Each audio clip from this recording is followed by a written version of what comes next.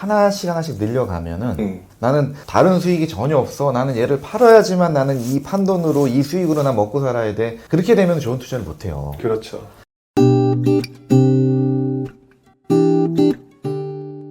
이제 이렇게 얘기를 나누다 보니까 제일 궁금한 것이 우리 새벽하늘님이 투자하시면서 아 이건 진짜 성공한 투자다 뭐 이런 것들이 분명히 있을 것 같거든요. 그렇게 했던 투자가 어떤 전략을 가지고 있는지 뭐 이 방송을 통해서 조금 오픈해 주실 만한 것들이 있을까요? 사실은요. 제가 뭐 법정지니까 토지 뭐 이런 것도 이제 투자를 했었고 뭐 지분 뭐 그러니까 여러 종류, 그러니까 여러 경매 스킬과 여러 부동산의 종류와 이런 것들을 이렇게 쭉 다양하게 했었어요. 네. 그런데 돌이켜서 보니까요. 뭐 가장 수익이 큰 거 모르겠어요. 근데 고만고만한 것들 예컨대 아까 뭐 1억 8천에 낙찰을 받았는데 현재 그래도 한 6, 7억 정도 한다. 네. 요런 건들의 개수가 그 정도 수준의 개수들이 좀 많더라고요. 그리고 난이도가 되게 어려워서 막 소송하고 그리고 일반적인 사람들은 아예 뭐 시도조차도 못하는 뭐 법정지상권이나 막 그런 어려운 것들 있죠. 돌이켜보니까 오히려 그냥 아파트가 더 수익이 좋아요. 편하게 가는 게 훨씬 더 나을 뻔했다. 예. 그래서 굳이 물론 이제 수도권만 딱 수도권 아니면은 안 돼. 다른 지역은 아니고 오로지 수도권에 있는 아파트만 투자를 해야 돼. 그러면은 이제 저는 이거 대신 이제 다른 분야 쪽으로 투자를 하겠죠. 그런데 넓게 보면은 뭐 전국적으로 본다면은 네. 다른 지역들도 더 있고. 그래서 사실 저는 거의 그러니까 아까 말씀드린 그 정도 수준의 그 투자건들이 좀 여러 건이 있어요. 뭐 완전 대박이다 뭐 이런 거는 딱히 기억나는 건 없고 오히려 더 어려웠던 거보다 뭐 이렇게 좀 무난하게 갔던 뭐 이런 것들이 더 그런 것들이 더 쌓여서 더 큰 네. 수익이 된 거다. 네, 맞아요. 사실 이 말씀에 대해서 그러니까 많은 분들이 이런 것들을 궁금해하시니까 제가 여쭤보기는 했는데 네. 솔직히 말씀드리면 저도 이 말씀에 되게 공감을 해요. 왜 그러냐면 저도 생각을 해보니까 그리고 또 이제 오래 하신 분들을 만나고 또 저도 그렇게 얘기하는데 요즘에 투자하신 분들은 쉬면 안 된다는 강박이 있잖아요. 맞아요. 사팔사팔 빨리 해야 되고 근데 기간이 오래되면 오래될수록 뭐 이렇게 힘들게 해. 한 개 제대로 된 걸 잡아서 꾸준히 그냥 가지고 있으면 그게 돈이 더 돼. 이런 얘기를 저도 하고 다른 분들도 많이 하거든요. 어떻게 보면 같은 뉘앙스라는 느낌이 들어요. 맞아요. 그러면서 그냥 하나씩 늘려가면 돼요. 좋은 타이밍에 더 싸게 낙찰 받고 그러니까 하나씩 늘려가면은 나는 다른 수익이 전혀 없어. 나는 얘를 팔아야지만 나는 이 판돈으로 이 수익으로 난 먹고 살아야 돼. 그렇게 되면 좋은 투자를 못 해요. 그렇죠. 그냥 좋은 시기 하나씩 갖고 있게 되면 그게 계속 쌓이고 네. 또 그 중에서 좋은 타이밍에 이제 좀 팔아도 되고 그런 게 이제 반복이 되면서 그러니까 저는 그래서 한 4년 이상은 보고서 투자를 하셔라. 그게 사실 잘 타이밍 좋아서 잘 투자를 해놓으면 2년 후에 이제 팔 수 있잖아요. 보통 네. 이제 아파트 같은 경우는. 네. 근데 그게 내가 딱 예상했던 대로 그렇게 가격이 움직이지 않는 경우도 있어요. 그럼 좀 더 기다려야 되는 경우도 있단 말이에요. 근데 네네. 4년이면 어지간하면은 이제 어느 정도 예상했던 그런 흐름들이 나오거든요. 네. 근데 그 4년 동안 하나 해놓고서 4년 동안 기다려라는 게 아니라 예컨대 1년에 하나씩만 해도 4년차가 되면은 매체예요. 그러면 그때부터는 이제 얘네가 스스로 돌아갈 수 있는 이런 원동력이 생기거든요. 네. 그래서 너무 서두를 필요 없고 요즘에 이제 전업 이런 얘기 쏙 들어갔잖아요. 근데 전업은 네. 실패할 확률이 많아요. 그렇게 쫓기기 때문에. 이게 오래된 분들이 제일 많이 하는 소리이기도 해요. 사실 저희 예전에 우리 처음 만났을 때 맞아요. 분위기 굉장히 안 좋았었던 시절 네. 그거 보면 그때도 전업 얘기 진짜 많이 들었잖아요. 그렇죠. 왜 경매로 하면 돈을 벌 수 있다더라. 네. 뭐 이런 얘기하면서 근데 그분들 중에서 지금 살아남은 분들이 잘 안 보여요. 저는 못 봤어요. 그때 막 한참 유행했던 게 뭐 1000뛰기, 2000뛰기 막 이런 거 좀 이제 그때 그럴 수 있는데 유행하던 용어죠. 한 건 낙찰받, 2000 싸게 낙찰 받아서 이것저것 하고 뭐 세금 다 내고 그 바로 팔면은 1000만 원 남어. 그거 5건 하면 야 1년 연봉 1억이야. 그렇죠. 이렇게 얘기를 하는데 실체는 그걸 받기 위해서 수십 번의 패찰과 그 과정에서의 그 어떤 그 딜레마, 스트레스, 그 다음에 그 들어가는 각종 비용들 그렇죠. 그런 것들을 생각하면은 그 말씀이 확실히 맞는 것 같다는 생각이 들긴 해요. 그래서 저는 이제 투자가 아닌 근로소득이다. 네. 근로소득이다. 그렇게 해서 부자가 된 사람은 저는 못 봤어요. 일단 성공담 부분을 여쭤봤는데 어떻게 보면 그렇게 확실하게 빵 터지는 것보다는 꾸준하게 네. 했다라고 말씀을 해주셨는데 그렇다 하더라도 와 이거 대박 실패 아, 대박 실패. 이런 건 분명히 있었을 것 같아요. 저도 있거든요. 되게 많거든요. 대박 실패. 예, 뭐 나름대로 실패담은 분명히 있을 것 같고. 그런 것도 되게 재밌어 하시거든요, 보시는 분들은. 그런데 이제 생각을 해봤는데 네. 이제 있어요. 그러니까 소송에서 진 게 있어요. 그러니까 선순위 임차인인데 네. 보증금이 또 크진 않았어요. 5천만 원인데 결국 소송에서 졌어요. 그러니까 제가 유일하게 진 소송이 딱 그 한 건이에요. 해가지고 그래서 이제 5천만 원을 물어줬죠.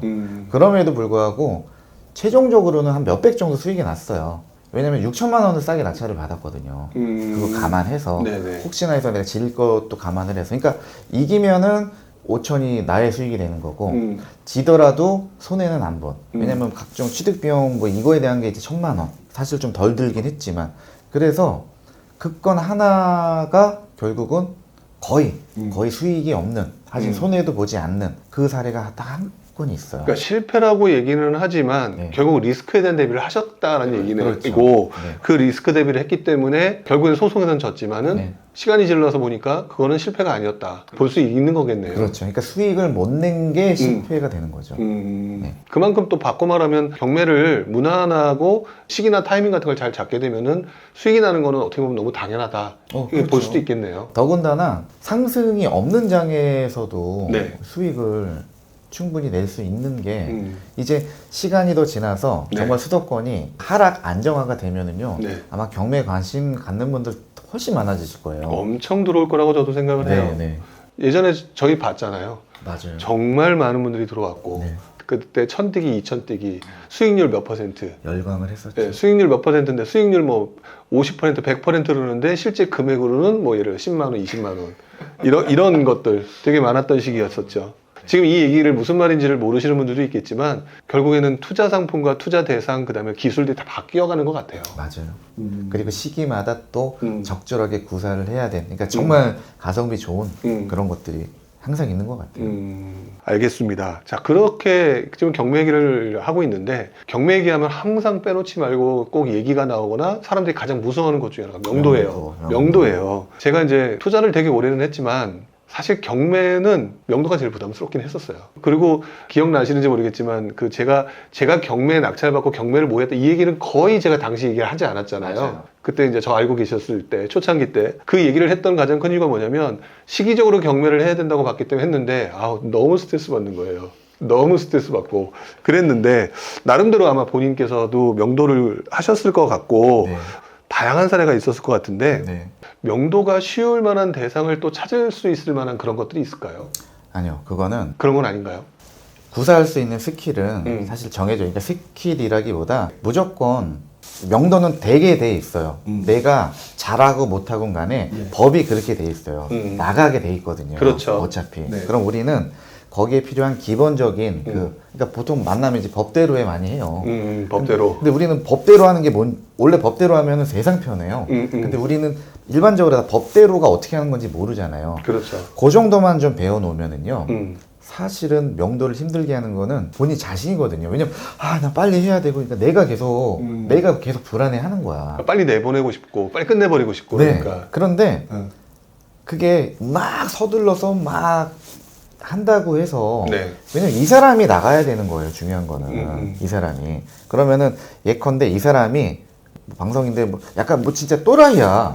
막 그러면은 내가 아무리 좋은 스킬을 구사를 해도 네. 안 나가면 결국 강제 집행해야 되고 막 이런 거란 말이죠. 그래서 처음부터 사실은 이제 명도 관련해서 안 만나도 돼요. 그냥 내용 증명 그리고 인도명령 신청하고 그냥 결정 나면은 그걸로 강제 집행 신청하고 야, 그 강제 집행까지 해야 되는 그게 아니라 강제 집행 신청하고 이제 계고 그러니까 예고 뭐 이런 그 정도만 해도 나가지 말라고 해도 나가요. 압박을 되게 심하게 받죠. 우리만 부드러운 게 아니라 저도 나중에 느낀 건데 우리만 두려운 게 아니라 걔네들은 더 두려워하더라. 맞아요. 그게 핵심이에요, 사실은. 네, 그러다 보니까 그 인도명령서 받고 그러고 난 다음에 뭐 안 나간다 강제 집행 딱 나가고 강제 집행 그 개고장인가요? 하여튼 나가면 분위기가 막 확 달라지면서 막 그랬던 경험이 저도 있는 것 같아요. 근데 어쨌든 저는 좀 부담스럽긴 했었는데 처음에는 저도 막 심장이 터지는 줄 알았어요. 처음에 명도를 하는데. 네. 저도. 그러니까 누구나 다 명도가 부담스러운 거는 당연한 거예요. 왜? 네. 안 해봤던 걸 처음 하는 거고,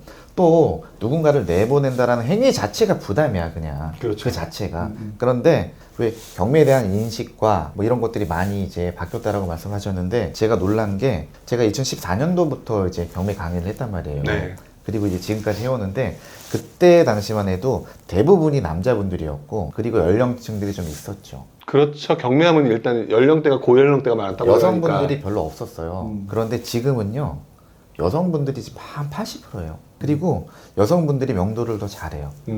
그냥 정말로 딱딱딱 제가 알려드린 대로 그대로 진행을 해요. 사실 그것만 하면 되거든요.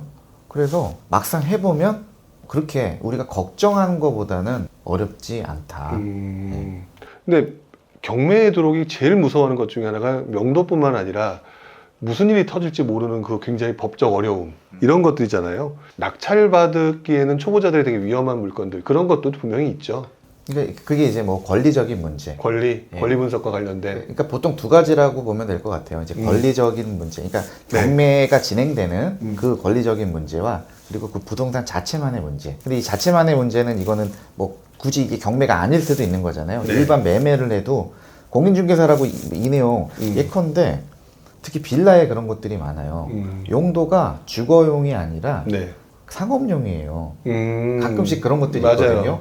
공법상 이것까지는 주택으로 하면은 뭐 주차 공간이 좀 부족하거나 그래서 얘가 상가 용도로, 그러니까 사무실 이런 용도로 이렇게 2층 같은 경우가 맞아요. 특히 많죠. 네.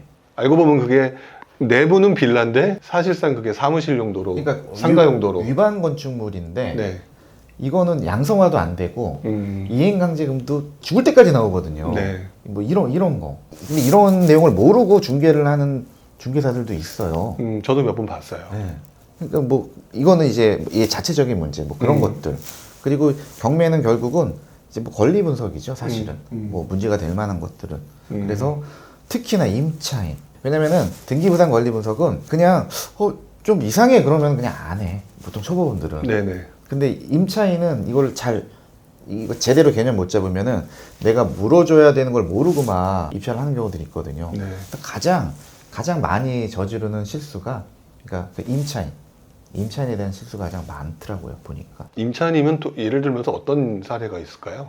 자, 대항력이 뭐 있다 없다부터 이제 시작을 하게 되는데 네. 대항력이 있다라는 건 뭐냐면은 낙찰자가 이 임차인의 보증금을 책임을 져야 되는 거예요. 그런데 본인이 배당 절차에서 본인의 보증금을 다 배당을 받으면은 내가 책임질 게 없죠, 낙찰자가. 그렇죠. 다 받아갔으니까. 그런데 이걸 못 받아가는 경우가 있어요. 그렇죠. 그리고 하물며 아예 배당 요구를 안 해버리면 배당을 아예 안 해줘요. 그럼 경매 절차에서. 인수니까. 그러면 이거는 내가 일부 또는 고스란히 내가 이걸 물어줘야 돼요. 네. 그럼 예를 들어서 뭐 아파트가 2억짜리야. 근데 보증금이 1억이야. 근데 배당을 못 받는, 대항력은 있지만 배당을 못 받는 임차인이에요. 네. 그러면은 최소한 나는 1억의 낙찰을 받아야 2억의 낙찰을 받는 게 되는 거죠. 1억을 내가 줘야 되는 거니까. 그렇죠. 그러니까 최소한 9천에는 낙찰을 받아야지. 아, 시세보다 싸게 받았네. 근데 이거를 막 1억 7천, 막 3천만 원 싸게 낙찰 받았다고 막 좋아하면 어떻게 되는 거예요? 2억 7천에 낙찰을 받은 격이 되는 거잖아요. 그렇죠. 그러니까 당연히 잔금을 내면 안 되겠죠. 미납. 그러니까 보증금을 몰수당하는 거고. 안 돌려주거든요. 특별한 어떤 이유가 아니라 아니야 이거 내가 낙찰받고 났더니 이거는 인수를 해야 되는 건데 그건 특별한 문제가 아니잖아요. 자기가 이거를 못 본 거니까. 네, 잘못을 한 거니까. 네. 그래서 그렇게 해서 이제 미납하는 사례들이 사실은 유형 중에는 제일 많아요. 네. 저도 예전에 경매하셨던 분, 그러니까 초보자분이 지금 말씀하신 똑같은 사례로 이거 어떻게 해야 돼요? 저도 그랬던 것 같아요. 이건 미납이죠. 그렇죠. 아니면 이제 방법을 찾아야 되는데 그게 해결할 방법이 없더라고요. 불허가는 네. 그거는 기대를 하면 안 돼요. 그러니까 왜냐면 네. 불허가를 하려면 뭔가가 그 경매 쪽 그 당사자가 문제가 있다거나 잘못했거나 맞아요. 뭐 이런 걸 해야 되는데 그냥 무작정 이거 어떻게 해요라고 하시는, 그러니까 그만큼 공부도 안 하고 들어오셨던 분들이 있었다. 근데 의외로 많다라는 걸 그때 저도 많이 느꼈던 것 같아요. 맞아요. 네. 그래서 가장 좋은 거는요. 그러니까 이제 그래도 정규 강의 정도는 전 들어야 된다라고 봐요. 물론 책으로도 공부를 할 수 있는데 네. 저도 이제 그 살던 집 전세 살던지 경매 넘어가고 그때 뭐 강인이 뭐니 이런 거도 거의 없었어요. 그래서 그리고 저는 또 되게 외지에 살았었거든요. 그렇죠. 그래서 오롯이 책만 보고 되게 많은 공부를 했는데 이거 보고도 제 물건은 이제 제가 아니까. 네. 근데 다른 물건들은 사실 너무 불안했거든요. 이게 진짜 내가 한 게 맞는지. 네. 그래서 최소한 강의도 좀 들어보고 그 강사한테는 내가 나중에 진짜 뭘 물어볼 수 있잖아요. 여기에 네, 대해서. 그렇죠. 왜냐면은 뭐 그거를 야 강의 듣고 한참 지났는데 내가 물어봐도 돼? 근데 저 같은 경우는 권리 분석은 저는 보통 뭐 한 3초면 끝나잖아요. 일반적인 거는. 일반적인 거는 알고 나면 쉽죠. 네. 그래서 이제 그것만이라도, 그러니까 내가 입찰 들어가기 전에 불안해. 그러면은 그냥 검토 한 번만이라도, 그거 일반 로펌이나 그런 데 가면은 그거 5만 원씩 받아요. 그 권리 분석 해주는 거. 사실 그 3초도 안 걸리는 거를 이렇게 막 만들어서. 근데 네. 그냥 그거 딱 그 검토만 받으면 되잖아요, 나는. 시세가 얼마고 뭐 이건 내가 알아봐야 되는 거고. 그렇죠. 경매적인 거는 이게 문제가 지금 있다 없다라는 거는 그거는 내가 강의 들었던 네. 그 강사한테는 그것까지 답변 안 해주는 강사는 아마 없을 거예요. 그렇죠. 뭐 네. 강사분이라고 해서 약간 좀 뭐 돈만 바라고 약간 좀 오해받는 상황도 있긴 한데 네. 뭐 우리 새벽 하나님은 제가 알고 있지만 그런 분은 전혀 아니시니까. 자, 이번에 제가 그래서 저희 쪽 부지런 카페에서 경매 관련돼서 특강으로 이번에 제가 모셨잖아요. 네. 모셨는데 어떤 내용이신지 좀 간단하게 좀 오픈을 해주실 수가 있으실까요? 네, 제가 그러니까 일단 아파트예요. 지금 아파트에 대한 얘기를 제가 많이 했잖아요. 네네네. 왜 그러냐면은 네. 지난 몇 년 동안 제가 아파트에 대한 투자를 정말 많이 했어요. 네. 그리고 얘가 매력적이다 보니까 이제 다른 거를 손이 잘 안 가게 되는 거야. 근데 이제는 만약에 시장이 바뀐다면은 네. 또 저는 다른 것들을 구사를 하겠죠. 그렇죠. 뭐 지방이라든지 네. 그래서 어떤 내용이냐면은 자, 아파트 경매 플러스 아파트예요. 경매를 통해서 아파트를 살 수 있는 방법. 그렇죠. 네. 그게 이제 뭐 실거주던 아니면 투자던, 그리고 이제 핵심은 뭐냐면은 절대 아까 제가 사례에도 보여드렸지만 절대 손해 보지 않는, 그리고 플러스 수익이 더 커지겠죠. 그냥 당연히 일반 매매를 하는 것보다. 네네. 그래서 경매 플러스 시장의 흐름을 좀 알고서 절대로 잃지 않는, 그리고 상승기 때는 훨씬 강한 네. 폭발력을 가질 수 있는 그러한 경매에 대해서 좀 이야기를 할 거예요. 알겠습니다. 자, 이렇게 해서 이야기를 좀 나누다 보니까 마지막으로 지금 부동산 시장은 별로 좋지 않다 보니까 네. 조금 많이 힘들어 하시거나 네. 초보자분들 이제 들어오려고 그랬더니 좀 되게 부담스럽다, 이런 분들이 많으실 것 같아요. 네. 부동산 투자, 그 다음에 경매 투자에 관심이 많으신 분들한테 본인의 그 선배로서 한 말씀을 해주신다면 어떻게 얘기해 주실 수가 있을까요? 되게 웃기게 들릴 수도 있겠지만요. 네. 지금이 사실은 더 좋을 때라고 저는 봐요. 음. 수도권은 아니죠. 근데 우리나라는 수도권만 있는 건 아니거든요. 네네. 왜 그러냐면은요, 이제 수도권을 제외한 지방들은 다 규제가 해제가 됐어요. 조정 대상 지역에서 전부 다 해제가 됐어요. 네. 사실은 이제 지방은 너무 자유로워졌거든요. 네. 그 취득세 중간만 빼고는. 그래서 오히려 그러니까 대출에 대한 규제도 없다고 보시면 돼요. 조정 대상 지역이 아닌 곳은. 네. 그러니까 투자객이 더 좋은 환경이 됐어요. 그래서 거기에다 이제 마찬가지로 경매라는 거를 또 결합을 하게 되면은 네. 되게 괜찮겠죠. 그러니까 그런 얘기를 제가 이제 그 특강 때 좀 말씀을 드릴 거고, 네. 좀 오히려 좋을 때다, 지금이. 좋을 때다. 지금이 더 좋을 때다. 그러니까 요즘 분위기가 그렇잖아요.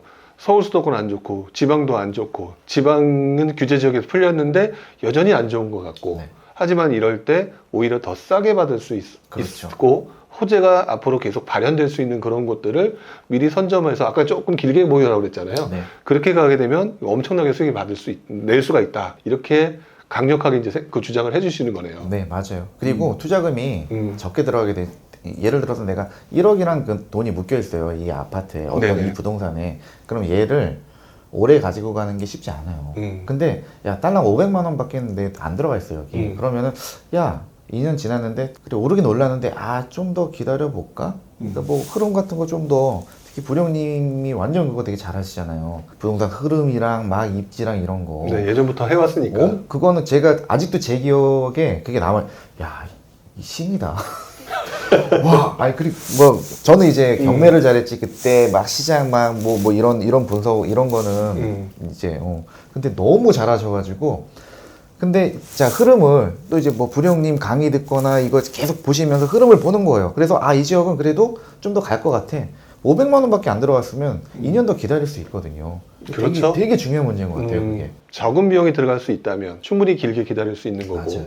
그 다음에 이왕이면 그 전에 공부를 해서 올라갈 수 있을 만한 호재가 있을 것들을 그렇죠. 선점을 하는데 하필이면 그걸 또 경매로 그렇죠. 그러면 더 싸게 완전히 그거는 정말로 방법이 없는 투자라고 저는 얘기를 해요. 네.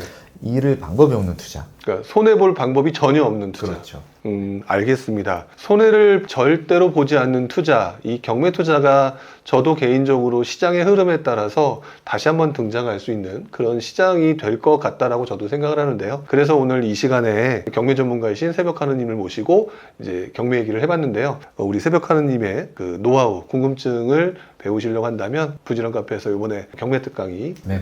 진행될 예정이니까 많은 관심을 보여주셨으면 좋겠고요. 재밌게 잘 준비했습니다.